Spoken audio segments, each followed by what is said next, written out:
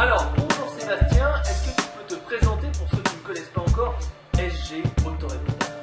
Oui, bonjour, merci Frédéric de ton accueil chaleureux. Donc je suis le concepteur de SG Autorépondeur, Sébastien Gourrier. Donc SG Autorépondeur, c'est une plateforme et un service d'emailing qui permet non seulement d'envoyer une simple newsletter, mais au-delà de ça, qui permet d'automatiser son marketing par email, par des scénarios, par des campagnes de séquences automatiques, et donc pour fidéliser davantage, pour construire davantage une relation de suivi et de confiance avec vos prospects. D'accord. Alors, je crois que tu vas nous parler aujourd'hui de délivrabilité et comment faire en sorte que les emails aillent dans la boîte de réception de ces lecteurs.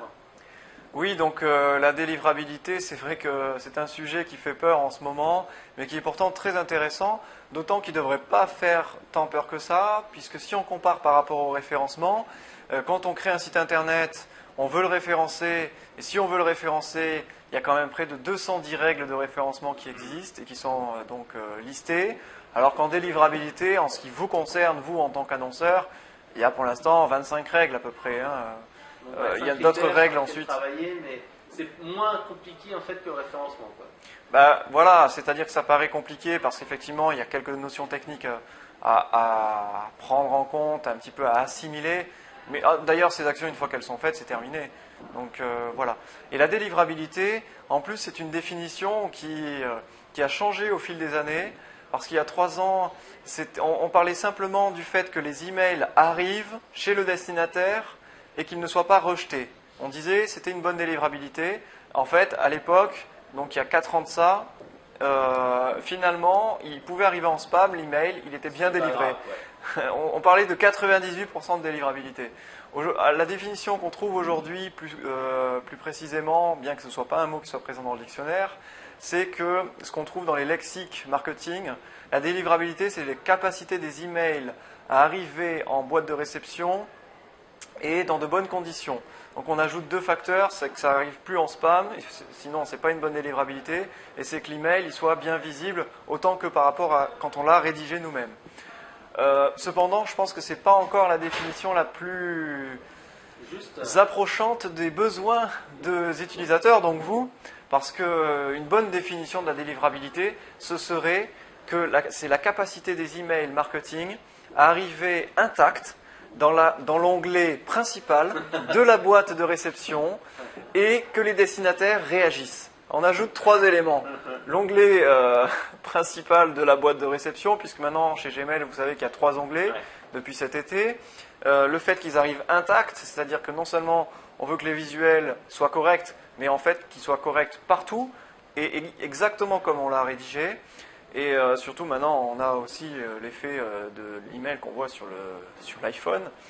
Et puis on ajoute le dernier point, le dernier élément, c'est que le destinataire réagit, c'est-à-dire qu'il ouvre les emails, ils cliquent, ils sont tellement intéressés qu'ils vont transférer l'email à leurs amis, qu'ils vous répondent. Et ça, c'est très important de générer du comportement, surtout avec Outlook, Hotmail et donc Gmail.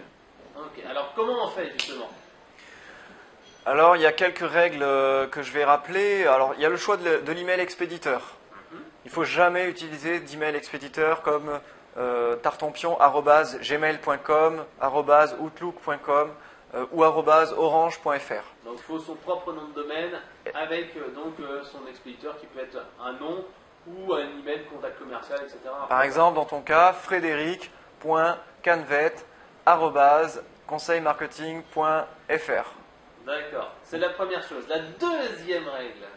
Donc la deuxième règle, c'est que après avoir créé cet email expéditeur et donc utilisé son propre nom de domaine, il faut quand même que son nom de domaine permette à son service, à sa solution d'emailing ou son autorépondeur de communiquer via lui, c'est-à-dire à son nom.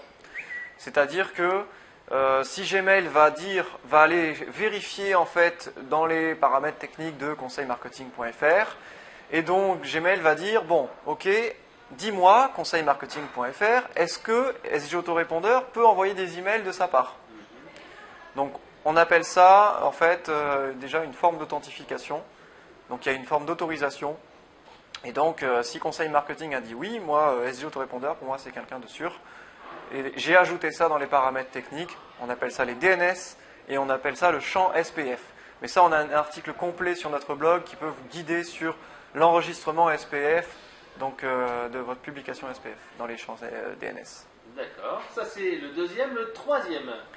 Alors le troisième point, c'est que maintenant tu as l'adresse frédéric.canevette@conseilmarketing.fr, que ce nom de domaine autorise SG Autorépondeur à envoyer des emails et des scénarios automatisés de sa part, parce que tu es inscrit comme ça en tant qu'expéditeur. Le troisième donc, point, c'est qu'il y ait l'adresse abuse@marketing.fr, conseilmarketing.fr, pardon, qui existe. Il faut que ce soit existant, parce que les fournisseurs d'email, si en cas de plainte ou en cas d'enquête, c'est cette adresse qui est par défaut utilisée.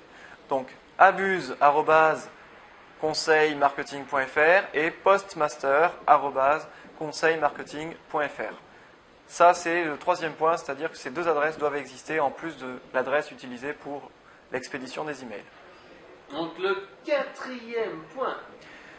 Alors le quatrième point, c'est de vérifier comment a été enregistré son nom de domaine. C'est-à-dire que on appelle ça le WHOIS. Le WHOIS permet d'identifier le propriétaire du nom de domaine. Les fournisseurs d'accès Internet se servent aussi de cette interrogation de savoir qui est le propriétaire du nom de domaine. Et donc, souvent, par défaut, quand on crée son nom de domaine avec son hébergeur, il est totalement ou partiellement anonymisé. C'est-à-dire que, en fait, au lieu de voir donc Frédéric Canevette, ton adresse postale, comme quoi tu habites à telle ville, et ton numéro de téléphone et ton adresse email, donc qui a servi à l'enregistrement, eh bien, en fait, on voit Anonymous, avec des données comme ces données ne sont pas accessibles, etc. Ou alors, on peut voir juste le nom et le prénom, mais par contre, l'adresse email est transformée par une anonymisation, alors ça finit, c'est une autre email qui n'est pas la tienne. Et donc, dans ce cas, ça ne plaît pas aux fournisseurs de messagerie, notamment français, et il faut changer ce paramètre. Donc, il suffit de demander à votre hébergeur de... Tu changes dans ton gestionnaire nom de domaine le WHOIS et les données d'anonymisation. Exactement. Alors, je crois qu'il y a un cinquième point qui est lié plutôt à la technique. Donc, maintenant, on va revenir sur des statistiques qu'on peut trouver plus souvent sur Internet. Bon, des fois, les données ne sont pas justes. En fait, il ne faut pas dépasser 5% de taux de rejet. Les rejets, c'est les NPAI, les adresses qui n'existent plus, même votre email qui est rejeté pour spam, le serveur du destinataire qui ne répond plus, qui est en panne. Voilà, donc toutes ces raisons, c'est des rejets. Et donc, il ne faut pas dépasser 5%. Et c'est pour ça qu'il faut avoir aussi un service d'emailing ou d'autorépondeur qui, justement, fait le tri automatiquement. Toi, c'est au bout de combien de bounce comme ça que... Dès le premier, parce que c'est très important de ne pas essayer de renvoyer un email à un fournisseur qui vient de nous dire l'adresse n'existe plus. Si le fournisseur nous dit ça et qu'on dit non, mais je te renvoie quand même le message, ça va pas lui plaire. Mais t'es vraiment sûr? Voilà, ça va pas vraiment lui plaire, quoi. Alors, est-ce qu'il y a un sixième conseil? Oui, de ne pas dépasser 1% de taux de désabonnement. Surtout les taux de désabonnement par webmail, c'est-à-dire que quand vous envoyez un email, vous avez votre propre lien de désinscription qui est normalement ajouté automatiquement par votre solution d'emailing ou autorépondeur. Mais souvent, certains webmails ajoutent eux-mêmes une petite option en disant résilier à cette liste. Alors ça, c'est encore autre chose. On va parler après, c'est les plaintes. Mais là, c'est vraiment une option en disant ne plus recevoir d'email de cette liste de diffusion. Outlook le propose précisément en bas, justement, avec un petit bandeau supplémentaire. Donc surtout, il ne faut pas dépasser 1% quand ça passe par les webmails. Ok, alors le septième, on a commencé à déflorer le sujet. Justement, il ne faut pas dépasser 1 pour 1000 de taux de plainte. Les taux de plainte, alors ça c'est la recommandation Return Pass dans son baromètre 2013. Et Outlook, pour les recommandations, de leur côté, c'est 3 pour 1000. Donc bon, Return Pass englobe plus de fournisseurs. Et ce qui veut dire que quand quelqu'un clique sur « Ceci est un spam », eh bien c'est considéré comme une plainte. Et donc il faut absolument aussi avoir un service d'emailing qui est capable de récupérer cette plainte, de savoir qui s'est plaint et de la mettre de côté, l'adresse, pour ne plus communiquer avec. Donc bon, pour les fournisseurs qui le permettent, bien entendu. Alors est-ce qu'il y a un huitième conseil? Après, on en revient à des conseils vraiment de base. Ne pas utiliser des mots-clés qui sont utilisés par les spammers dans les sujets, d'être en capital à tout va et donc à outrance. Tout le sujet en majuscule, il faut absolument éviter ça. Pareil pour les symboles ou les ponctuations, répétitifs. Point d'exclamation, super affaire, gratuit, pas cher. Voilà, exactement. Loterie, En gros, ce qu'il faut retenir, c'est toutes les pratiques des spammers. Il faut donc pas répéter leurs pratiques. D'accord. Bah justement, si vous voulez en savoir plus et utiliser un vrai service d'emailing performant, on va en fait sur quel site internet, dis-moi? Alors, on va parler du service performant après, mais ce que j'aimerais quand même vous recommander d'abord, c'est d'aller sur atteindre mes destinataires.jeveuxvoir.fr parce qu'en fait, vous allez recevoir tous les conseils que nous vous donnons pour vous accompagner à améliorer votre délivrabilité, à améliorer le fait que vos emails arrivent en boîte de réception, à tester si vous avez fait les bons choix concernant l'email expéditeur, si vous avez fait les bons choix concernant le nom de domaine que vous utilisez, si vous n'avez pas d'erreur technique, si votre hébergeur ne vous fait pas défaut, parce qu'il y a certains hébergeurs qui font des configurations qui vous font défaut pour votre délivrabilité, on vous donne ces outils pour vérifier ça très facilement, même si vous n'y connaissez rien en technique.